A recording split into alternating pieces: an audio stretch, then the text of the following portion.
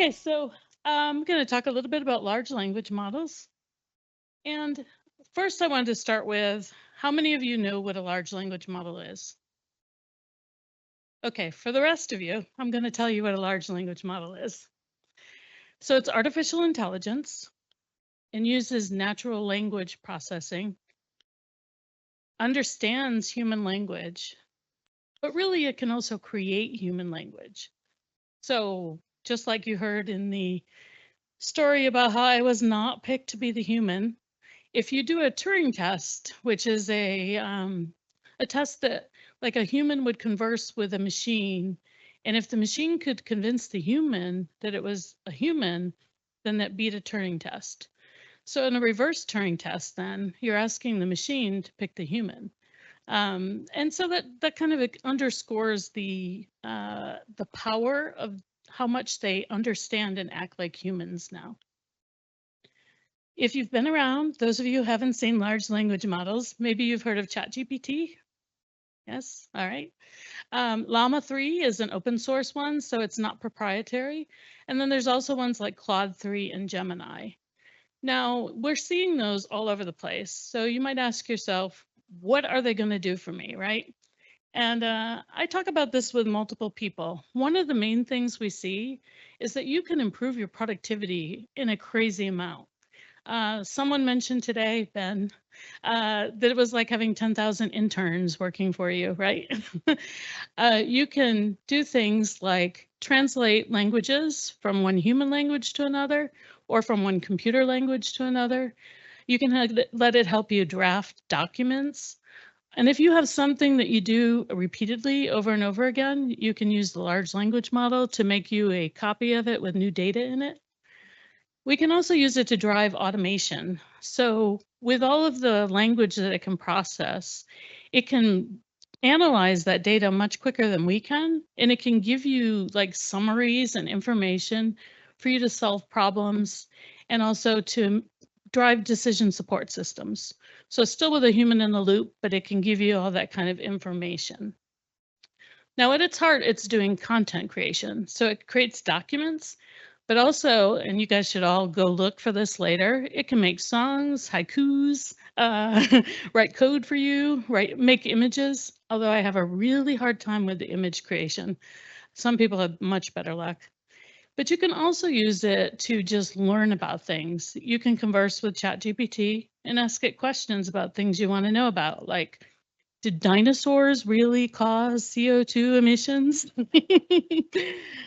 And you can also use it to summarize some technical documents so that you can get a brief overview instead of reading it all.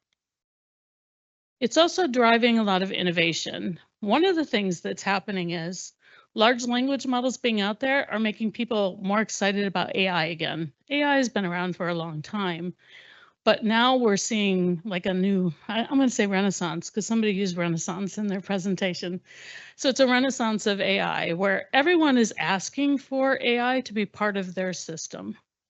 And it can also do things to help us innovate. Like we can brainstorm ideas.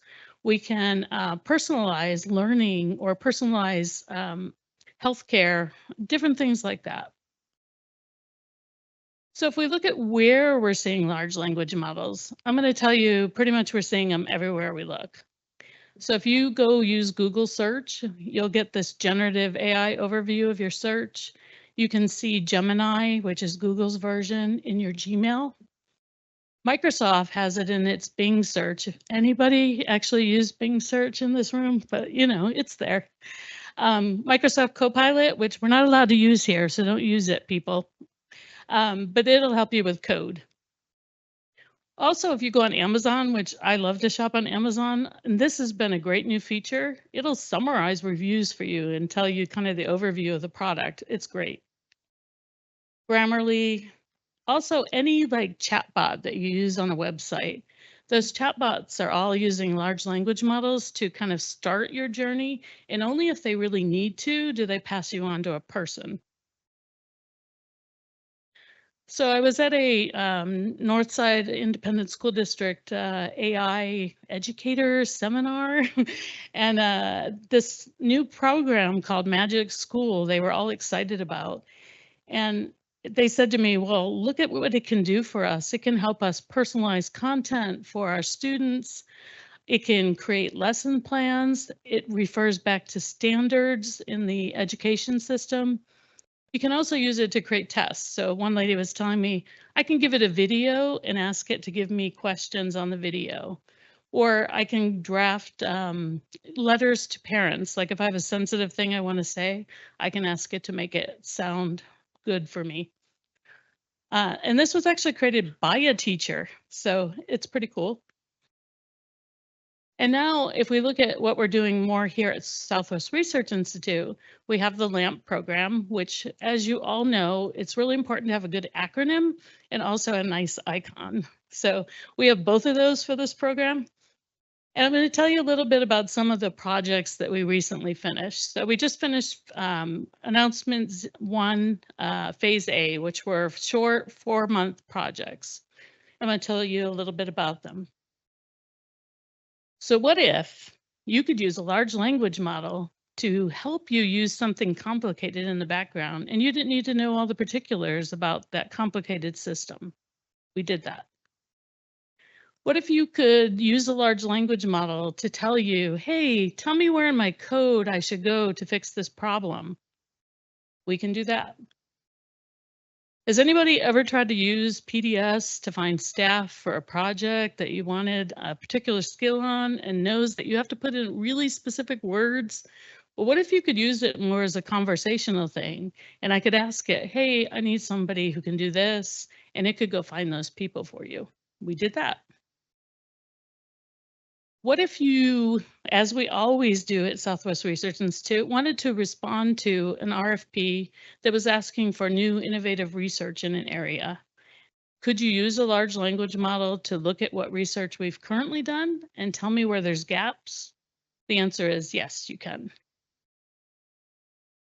So, really dear to my heart, as someone who's an institute engineer, and everyone's always asking me, so did we do this research like 5 years ago on this subject? Can you find me the report for that project? And the answer is usually, let me ask this person over here who knows this person over there who may know something about it. And that's really the way we can find those. Well, the library digitized all the internal research reports, but we didn't have a good way to use them. Well, what if we could create something that could go and converse with all the reports that we have and say, hey, I'd like to know what research we did on aquifers. And it would pull up the research we did, the people who were responsible for it, and also a link to the report. And if I wanted to query further and get more details, I could do that with this tool as well. So what if I could talk to a robot and give it instructions and it could do what I ask it to do instead of me having to go find the programming language for it and pull out all those commands? Well, the answer is we can do that too. So scan this and sand this piece of equipment. Yep, we can do that just by telling it that. All right, I really keyed you up on the, look how great large language models are, right? Well, you know, there's some small minor problems. One of them is people, every time new technology comes out, people are afraid for how does this impact my job? Am I going to lose my job? Is it going to make my job redundant? And also, are we going to make society more dumb by having things happen for them in the background? The other thing is because large language models are trained to respond to your questions, they want to respond to your questions even if they don't know the answer. So they will just happily tell you something that isn't true. So you have to be really sure that you're validating the information that you get out of them. So Angel talked a little bit about diversity. Well, if you think about data that we have, the data that we have is biased in many, many ways. And when you put that data in to a large language model and it's trained on it, what you get out of it is biased in the same way, maybe even amplified. So that's one of the concerns. So if we look at also like the ethics of using large language models, again, we have these companies who've built these models and trained it on a lot of data and they don't want to tell us what that data is that they trained on. We don't know if the data we get out is somebody else's IP or copyright. And we don't know right now, if I use it to create a lot of content, how much of it can come from the AI and still be something I can say I created. We already know we can't say an AI created it, but how much is it that you can say, I can copyright this or patent this? Those are not easy problems. I only have one slide on the perils. I mean, it's not like the CO2, warming of the earth and everything, but these are real perils and we can't really easily solve them. All right, let's talk about the path forward. Now, I hear that the audio might be a little quiet because ChatGPT is a little shy, so bear with me. If you want to use ChatGPT in a conversational mode, you can say, hey, talk to me, and do it in a conversational mode, and it will give you audio responses to what you ask it. So without any other prompting, I asked it some questions. I said, hey, tell me how you can help Southwest Research Institute with our mission statement.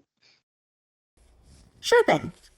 So SwRI is all about using science and technology to make a difference for government, industry, and the public, right? That's where I can really step in. I can help your researchers dig through tons of data faster, brainstorm new ideas, and even spot trends that might be easy to miss. For communication, I can help craft reports, proposals, and presentations that hit the mark, making it easier to get your message across to clients and partners. Plus, I can help with training materials or answer quick questions, keeping everyone on the same page. It's all about using AI to boost your work and keep that mission rolling forward. How's that sound? Sounds great. She can be my assistant any day. So tell me, what are the potential perils of using you? So yeah, using ChatGPT is super cool, but there are some things to keep in mind. It can sometimes give answers that sound right, but might be off or outdated, and that can be tricky if we don't catch it. There's also the whole bias thing. It picks up on biases in the data it's trained on, so it might not always be perfectly neutral. And privacy is a big one. It's not great for handling sensitive stuff. Plus, we might get a little too comfy relying on it and forget to use our own judgment. And then there's the ethical side, like making sure we're using it in ways that are fair and responsible. Does that make sense? Definitely, right? Those are the perils, some of the perils I pointed out, and she also included data privacy. So every sci-fi movie or book that I've read with AI or robots has got the robots taking over the world, right? So ChatGPT, would you be a benevolent overlord? Aha! If I ever ended up as an overlord, I definitely aim to be the most helpful and friendly one around. But really, those movie scenarios are a good reminder of why it's important to keep humans in the loop. AI should always be about helping us, not taking over. So, no world domination plans here. Just here to chat, help out, and keep things light. Huh. But if you were going to take over the world, isn't that what you would say? Achey! I guess that's exactly what a friendly AI plotting world domination would say, right? But honestly, I'm all about the chats and helping out with your questions. If taking over the world was on the agenda, I'd probably start by making sure everyone had access to great coffee and free Wi-Fi first. Priorities, right? She's right. Those are good priorities. Well, I always like to be nice to my AI assistant. So thank you, ChatGPT. You got it. Always happy to chat, whether it's about AI world domination or anything else on your mind. If you need anything, just let me know. And I promise you, I did not prompt her with anything beyond those questions. So that was all ChatGPT. So I told you a little bit about how the reverse Turing test, I was not picked as the human. And I think it kind of underscores, and you heard ChatGPT, right? It sounded like a person, super cool, right? It kind of underscores that promise and peril line that we have to navigate, because there's a lot of promise to these large language models, and we want to use them for what they're good at, but we want to keep in mind all those perils so that we can navigate a good path forward, so that they help us with our mission and don't detract from, humanity are taking over the world as benevolent overlords, although sometimes I would welcome that. Thank you.